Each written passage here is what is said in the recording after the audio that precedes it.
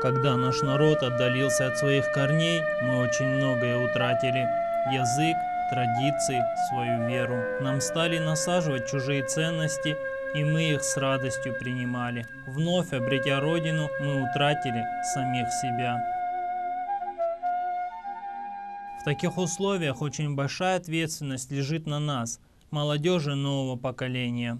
У активистов ЭМЕЛЬ появилась идея провести акцию по раздаче литературы, посвященной основам нашей религии. В последнее время наблюдается духовный упадок в народе. Очень часто можно зайти в мечети и видеть, как люди не могут делать элементарные ритуалы. Не то что в молитвах, но даже не могут брать абдес нормально. В среду мы начинаем раздачу буклетов и книг по правильному совершению намаза и общего представления про ислам.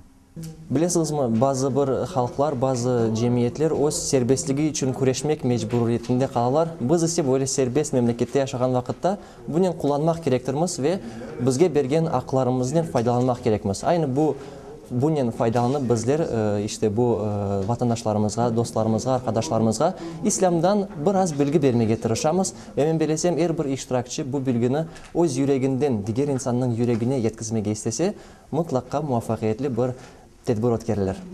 Білеміз ки, халқымыз ағыр вазиетте, дініміз ұнытыла, теліміз ұнытыла, үрф-әдетлеріміз ұнытыла.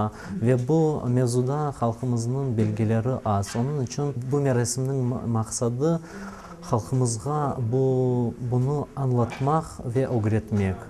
26 декабря наши активисты в местах компактного проживания крымских татар в Симферополе раздали около 700 литературных наборов об основах ислама и намазе. Хочется верить, что эта информация принесет пользу нашим соотечественникам. Мы планируем также продолжить эту акцию в будущем.